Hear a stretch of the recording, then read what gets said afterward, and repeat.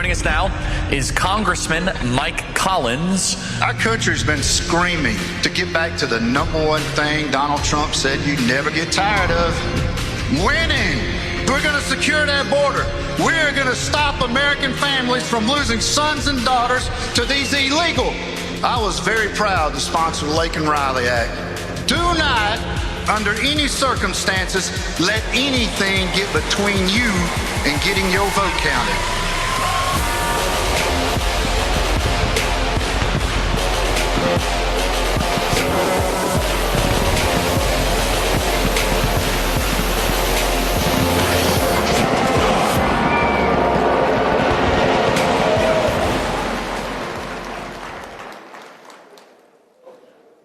Well, hello, Turning Point USA. How y'all doing today? Now listen, before I get started, I just got to give some shout outs to my Georgia folks. Cooper, Ryan, the whole Georgia staff, thank you for what you do for the state of Georgia. It is an honor to be out there knocking doors with you and supporting good, solid, conservative Republicans out there.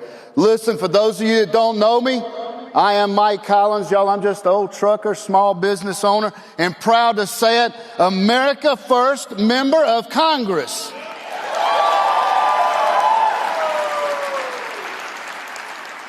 And you know what? It's great to be back at AmericaFest, because this is not my first time. I've been coming to AmericaFest since before I got elected. And you know, this is probably the most consequential gathering every year, other than, I would say, our houses of worship that I'm aware of. You know, and I want you to know something. I want you to know just how important it is that you're here today at the very first AmericaFest since Charlie Kirk was taken from this world.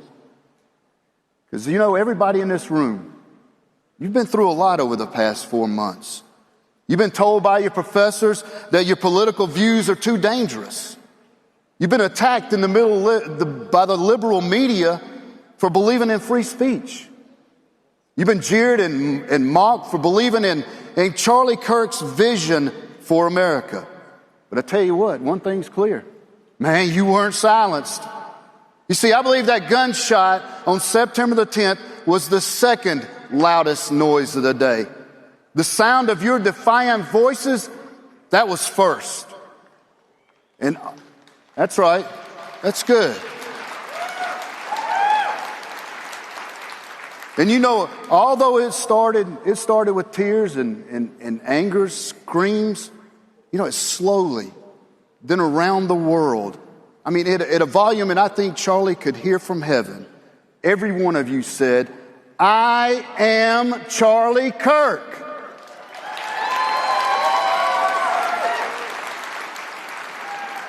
Listen, you rose up in the classrooms on college campuses around the world, and you said, "No more hiding from the mob. I want a better life for my family. And yes, Christ is King."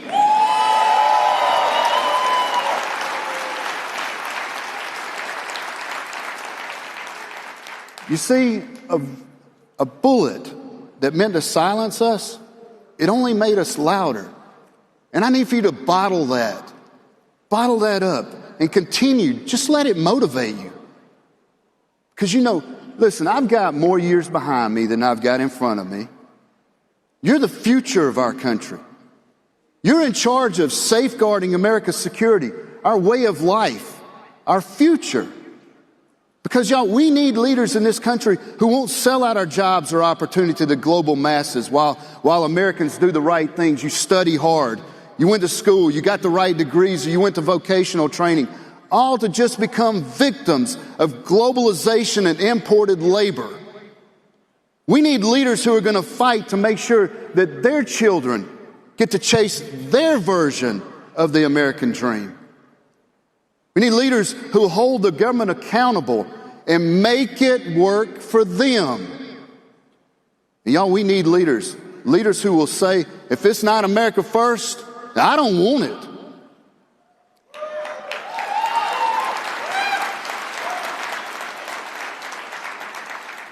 See, that was Charlie Kirk's vision. And now Now it's your turn to keep up the fight. And you know, I know that sounds like a lot. It is. It is a lot. But I believe in you. And by the way, you're here today, you being here, it just shows that you're not afraid. But listen, I want to tell you what you're up against up there. Because they don't want you to own a home. No, they just want you to rent. They don't even want you driving your own car. They want you riding on government-run mass transit. They don't want free speech. They want control.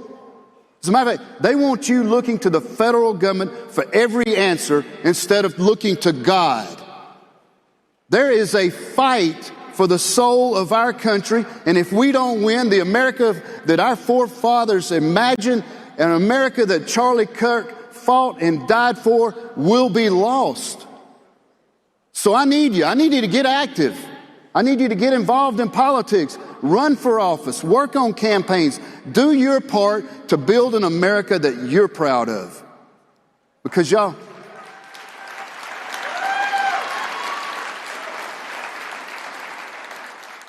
we've seen what happens when young Americans mobilize. I'm going to tell you something. There's nothing that ever happens in Washington, D.C. until the American people demand it. And by gosh, last year, they demanded a government that puts America first, ends illegal immigration, rebuilds our economy, and tells the forgotten men and women across this country that you will not be forgotten anymore.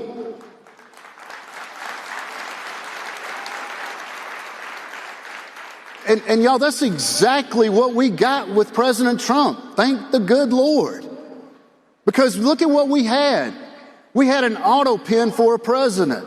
We had corrupt judges running the country. We had a wide open southern border that flooded our nation with illegal aliens, and a regime that wanted to see our views and our very way of lives crushed. And President Trump, he saved us from 4 more years of it. And a lot of y'all in this room helped make that happen.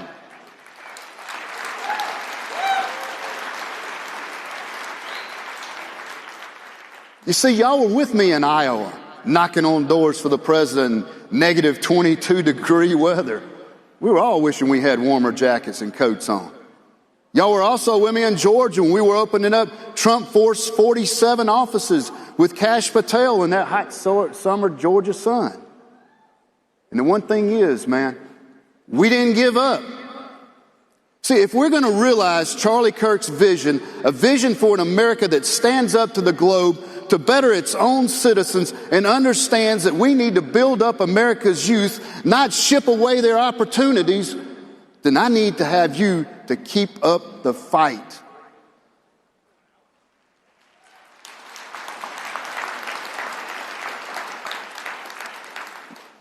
Now I'm going to leave y'all with 3 quick things here real quick. Number 1, President Trump is by far the best president in my lifetime. He will go down as one of the best presidents in the history of this country.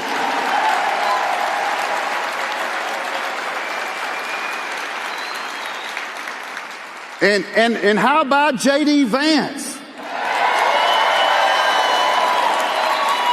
Woo! Man, you talk about a vice president that gets it. Y'all, we shut down that border that Joe Biden left wide open. We're making America energy dominant. That's right. Drill, baby, drill. We're rebuilding the middle class and fixing Biden's economy. And we are putting Americans first because Democrats put us last.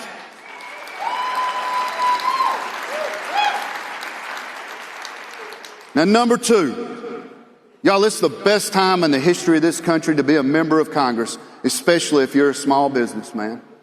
Because we got President Trump running our country like a business. And our nation is now safer, more affordable, and better off because of it. Now having said that, that leads me to number 3. Because, y'all, we got a problem. We got a problem in that U.S. Senate. And President Trump, he needs some backup. See, we got a guy that was elected in a fluke election in Georgia, and he's basically California's 3rd U.S. senator. I mean, he walks around, he tries to look like JFK. He tries to sound like Obama. But in fact, he's nothing but a rubber stamp for Chucky Schumer. And here's the thing now, Democrats think if they can get him reelected, they're going to run him for president in 28.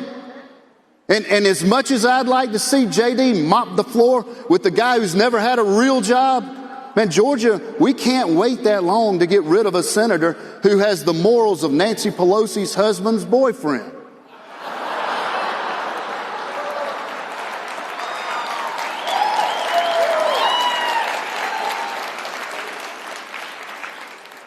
Now listen to me. This may be the most important thing that I say all day today.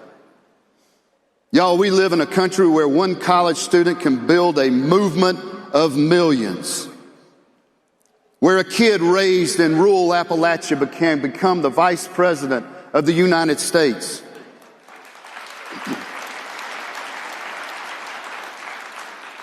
Where a blue-collar trucker from Georgia can write and pass legislation that saves lives with the Laken Riley Act.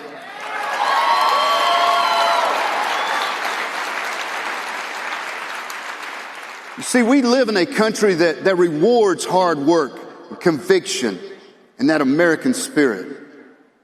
Y'all, we live in the greatest nation on earth, period.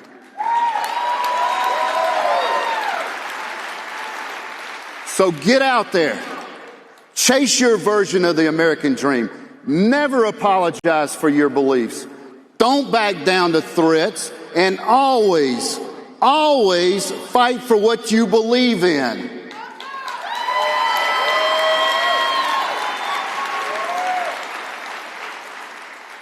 Listen, my pastor, Benny Tate, always has a saying. He says, you were made on purpose for purpose. Now go get them. Thank you.